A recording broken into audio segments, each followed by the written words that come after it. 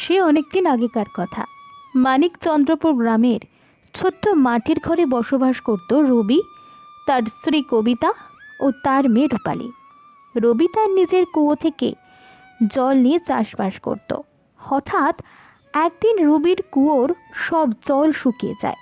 হে ভগবান, আবার কুয়োর সব জল শুকিয়ে গেল। এবার আমি কিভাবে আমার খেতে জল দেব? আমার সব ফসল যে জলের অভাবে নষ্ট হয়ে যাবে। তারপর রবি ঘরে এসে রূপালীর মাকে বলে, আমাদের কুয়োর সব জল শুকিয়ে গেছে। এবার আমরা কিভাবে ফসল চাষ করব? তুমি শান্ত হও, দেখবে আগের মতো সব কিছু ঠিক হয়ে যাবে। পরের দিন গ্রামের রাস্তা দিয়ে একজন সাধু বাবা হেঁটে যাচ্ছিল। তখন রূপালীকে দেখে বলে, এই যে মেয়ে, আমাকে এক গ্লাস জল পান করাবি? আমার খুব জল পিপাসা পেয়েছে। হ্যাঁ, তুমি আমাদের ঘরে এসো। তারপর সাধু বাবা রূপালীদের ঘরের ভিতরে যায়।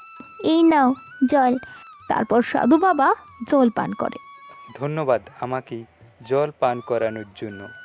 আজকালকার দিনে এমন সহজ সরল দয়ালু মেয়ে খুব কম দেখতে পাওয়া যায়। কি হয়েছে তোমার? বাবা, আমাদের কুয়োর সব জল হঠাৎ করে শুকিয়ে গেছে। এবার আমার সব ফসল নষ্ট হয়ে যাবে।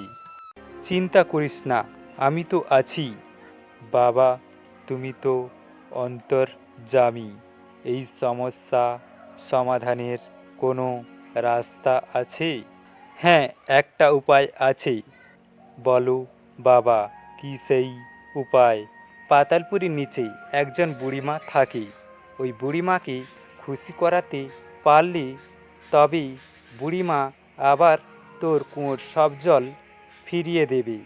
কিন্তু পাতালপুরীর নিচে বুড়িমার গুহায় কেবলমাত্র নিষ্পাপ সাহসী মেয়ে যেতে পারবি।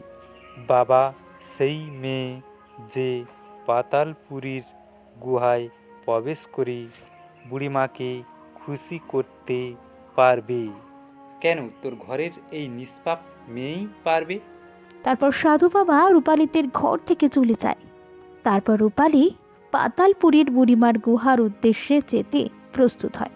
তখন রূপালীর বাবা বলে, রূপালী, তুই পারবি? এ খুব কঠিন কাজ। পাতালপুরীতে যেতে অনেক বিপদ ও সমস্যা আসবে। বাবা, আমাকে পারতেই হবে। যতই কঠিন সমস্যা আসুক না কেন, সব কিছুকে পরাজয় করে আমি পাতালপুরীর বুড়িমার গুহায় পৌঁছে যাব।